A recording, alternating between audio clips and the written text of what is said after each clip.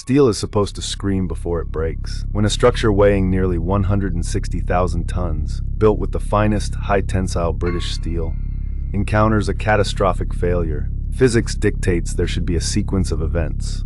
Alarms, distress signals, the slow, agonizing groan of metal under tension. But in September 1980, the MV Derbyshire, a massive bulk carrier 3 times the size of the Titanic, simply ceased to exist. There was no Mayday. There were no lifeboats launched. There was no debris field.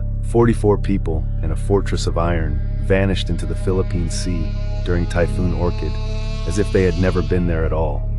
For years, the official narrative was overwhelming force of nature, a convenient label that shifted the blame from human hands to the cruelty of the sea. But the data from the shipyard where she was born told a different story, one hidden in the blueprints and the silent cracks of her sister ships. This is not just a story of a shipwreck. It is a forensic investigation into the dark side of industrial shortcutting and the Frame 65 anomaly that turned a masterpiece of engineering into a tomb. The MV Derbyshire was the pride of the Swan Hunter shipyard. At the time of her launch, she was the largest ship ever built in the United Kingdom. She was part of the Bridge class, a series of 6 identical vessels designed to dominate the global ore-carrying trade. These ships were considered the peak of maritime safety, built with redundant systems and hulls thick enough to withstand the most brutal conditions the Pacific could throw at them. Yet when Typhoon Orchid struck, other, smaller and older ships survived the storm's path. The Derbyshire, the youngest and strongest of them all, was the only one that failed to emerge from the eye of the gale. The initial investigation was a masterclass in bureaucratic deflection. The owners claimed the ship must have been overwhelmed by a freak wave, a localized wall of water so tall it smashed the bridge and killed everyone instantly. But the maritime community found this explanation mathematically improbable. Steel ships of that scale do not vanish without a trace unless the failure is internal, structural, and instantaneous. The first crack in the official story appeared 6 years later, not on the Derbyshire, but on her sister ship, the Kowloon Bridge. While sailing off the coast of Ireland, the Kowloon Bridge began to exhibit a terrifying symptom, visible cracks appearing on the main deck, specifically around a section known as Frame 65. The crew watched in horror as the very spine of the ship seemed to be unzipping itself. When the Kowloon Bridge eventually ran aground and broke apart, the forensic photos of the wreck revealed a chilling similarity to the whispered theories about the Derbyshire. The break didn't happen randomly.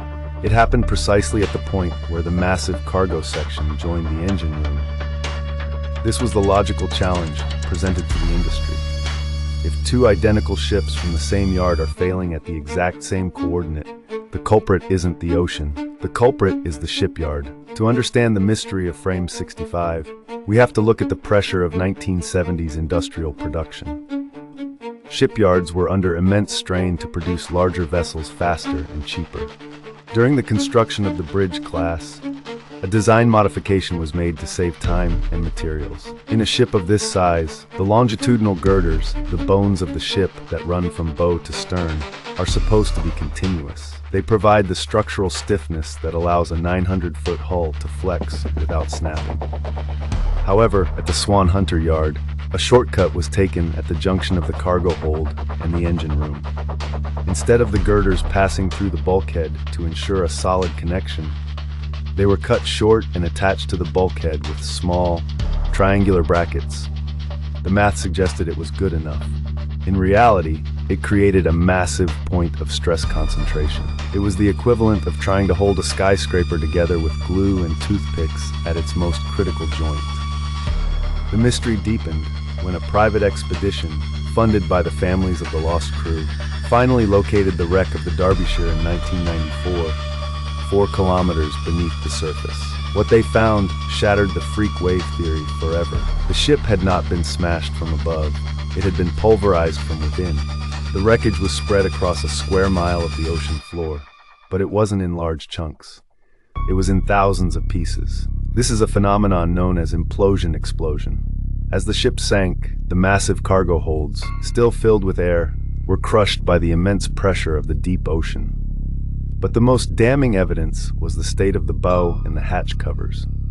The investigators realized that the failure of Frame 65 was only the final act of a much longer, silent catastrophe. The real anomaly began at the very front of the ship.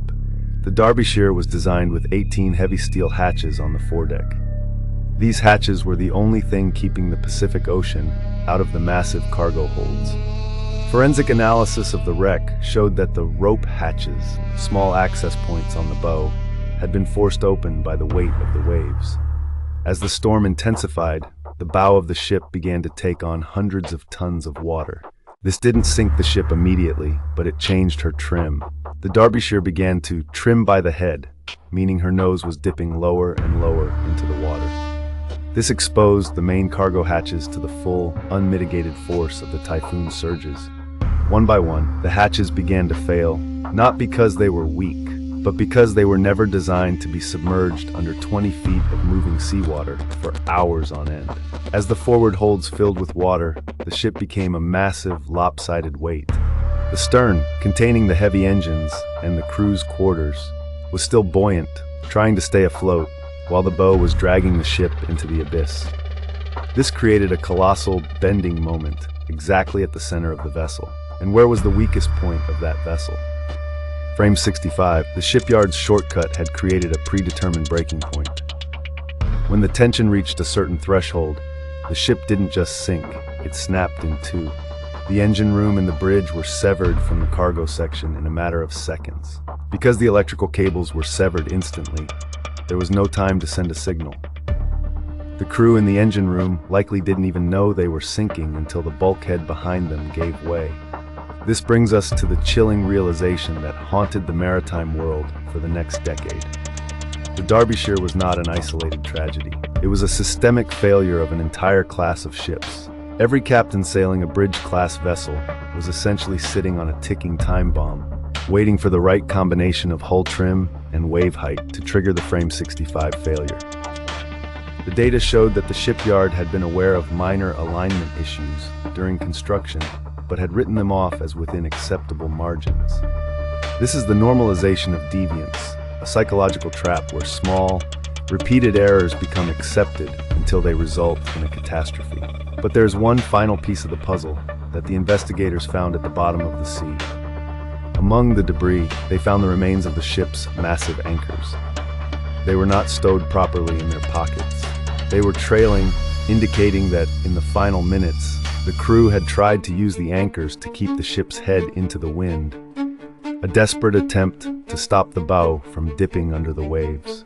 This means the crew knew they were in trouble. They fought for their lives in total darkness, in the middle of a typhoon, unaware that the very floor beneath them was designed to fail. The tragedy was that their struggle was hopeless from the moment the first hatch gave way. The reveal of the Derbyshire mystery changed maritime law forever. It led to the mandatory reinforcement of hatch covers on all bulk carriers and the total redesign of how bulkheads are joined to engine rooms. The Swan Hunter shipyard, once a titan of industry, eventually closed its doors, its reputation forever tarnished by the shadows of Frame 65. The unsinkable ship was undone by a few missing inches of weld and a misplaced sense of economy. It serves as a grim reminder that in the world of heavy industry, there is no such thing as a small shortcut. When you are dealing with hundreds of thousands of tons of steel and the lives of dozens of people, the difference between a masterpiece and a disaster is often found in a single, hidden bracket buried deep within the hull where no one was ever supposed to look. Today, when we see the massive container ships and ore carriers that fuel our global economy, we see the legacy of the Derbyshire. Their hatches are stronger, their hulls are monitored by sensors, and their Frame 65s are built with the continuity that physics demands. But the mystery remains a cornerstone of naval architecture, a warning that the sea has a way of finding the one mistake you thought you could hide. The Derbyshire didn't just disappear. She was betrayed by the very hands that built her. And while the ocean finally gave up her secrets, the 44 souls she took with her remain a silent testament to the cost of industrial arrogance. The ocean may be vast and cruel, but it is predictable. Human error, hidden in a blueprint and buried in an oil-slick shipyard, is the true mystery that we are still learning to solve.